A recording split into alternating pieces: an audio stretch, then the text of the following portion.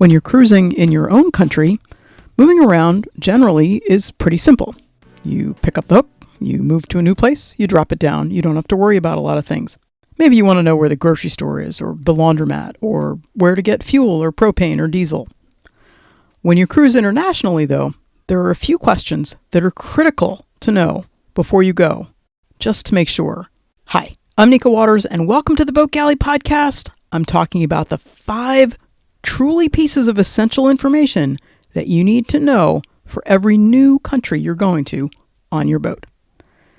Today's episode of the Boat Galley Podcast is sponsored by Spotless Stainless, the safe, fast, and easy way to remove rust from marine stainless steel and fiberglass.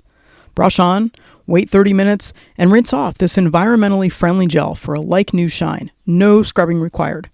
Brush on Spotless Stainless, remove rust. It's that simple. A Practical Sailor Best Choice Award winner, Spotless Stainless is available at spotlessstainless.com and on Amazon. Use discount code GALLEY, that's G-A-L-L-E-Y, for 20% off your order of $50 or more. Spotlessstainless.com. Say goodbye to stubborn rust stains. Spotless Stainless, I believe, even sends things internationally. Successful cruising, to me, is about going someplace and coming back, or going someplace and keeping on going, and looking fondly back on the experience. And if I'm talking about just basic living on my boat and moving around, I need to know where food is, I need to know where water is, I need to know where clean laundry is, and all of that stuff. Those rank up there high on my list of things that I need to live happily to have a successful cruise. When you're talking about going internationally, there are a few really critical pieces of information that make all the difference from a legal standpoint of having a successful cruise. It makes no sense to run afoul of the law when you're going someplace new. After all, you are a visitor in somebody else's country. There are 5 kind of key questions that you need to figure out the answer for you. Question number 1, do I need a visa? The answer to this will vary wildly depending on the passport that you hold and the country that you wish to visit. For Americans, and that's my perspective, it's what I know, most countries, and that's a very wide blanket, but most countries will issue a tourist visa for you on arrival. There are places where that's not true. You need to do your research ahead of time and know for certain, because sometimes visas take a lot of time and money to procure. I know in terms of French Polynesia, which is on our list of places to go, so it's something that's sort of in my mind right now, there are people who talk about getting a second passport because in order to get a visa for French Polynesia, they hold on to your passport for quite a long time. Know before you go whether you need a visa, and if you need a visa, get one, because you could be ceremoniously kicked out of a place immediately on arrival if that's the best thing that happens to you. Question number 1, do you need a visa? Figure that out for yourself. The next 3, really, it's not really a one is more important than the other, but they all come into play. Another thing that you need to know before you go internationally with your boat is what's the currency that you're dealing with. Do they take credit cards for things like immigration and customs, which is generally your first stop in any new country? Do they cheerfully accept the currency of the country that you're coming from at the customs office? Yes, down the line you might want to know about shops around town, but in general, the very first thing you're going to do is go clear customs. Another thing that's essential to know is what's the language. It's all well and good to assume that you'll find English speakers. Again, American perspective. We've got a very well-deserved reputation for thinking that everybody should speak English all around the world. Newsflash, that's not me, but it is definitely an American bent to think that everybody's going to speak English. But it might not be the case.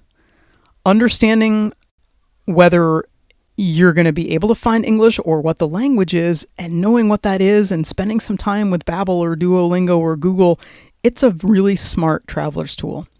And sometimes, even if officials speak English in a non-English speaking country, if you go armed with some basic words and phrases in the language, that's showing an effort to join in and understand that you're a guest in another country. So you've got to know what the language is. A really important thing is, where can I check in?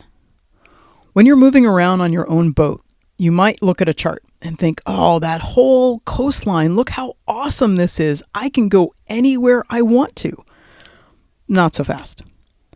Before you can blithely explore this new country, and sometimes not even after you do this next step can you blithely explore this new country, but the first thing you need to do is officially enter the country. We call it clearing in. And we've talked a little bit earlier about immigration and customs. That's what clearance involves.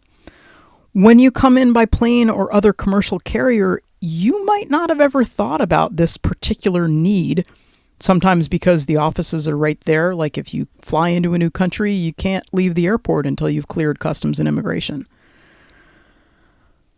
So you might not have ever encountered this need to find out where the office is or where those particular spots are. You're not given options if you're coming in on a commercial carrier. You have lots of options when you come in on your own boat.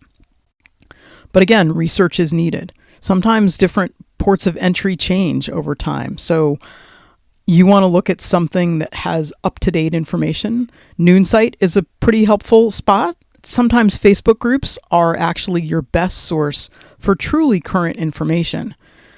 But make sure that you're paying attention to the dates of the posts, particularly recently with stuff so still being caught up around COVID, and as COVID restrictions have been lifted, those Facebook posts sometimes are from a couple years old and Facebook's algorithm throws them at the top for some bizarre reason. So definitely check your posts if you're looking for specifically current information on where you can go to check in.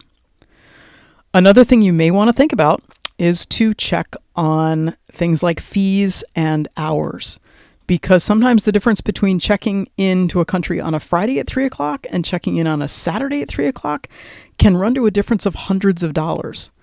So understand what you're looking at before you go check in, and you might decide you're not going to get to a new country until it's a time that it doesn't cost as much money. And the last thing you want to think about or understand as you're going to a new country is, are there any special clearance requirements? And I'm specifically thinking of the Eastern Caribbean. There are a couple of different electronic clearance sites, and it can make all the difference if you have filled out that account ahead of time and have your clearance notification or your departure notification entered into the system. I can't wait to share an Anchorage with you, whether we're in the States or someplace else, and we can raise a glass and toast to our very good fortune at being able to live and explore and love this amazing lifestyle. Thank you so much for listening to the Boat Galley podcast. We love it when we hear from our listeners. We love it when you don't forget to leave a review, because that helps other people find us. And we love it when you don't forget to subscribe, because one of these episodes comes out twice a week, every week. Have the most spectacular one.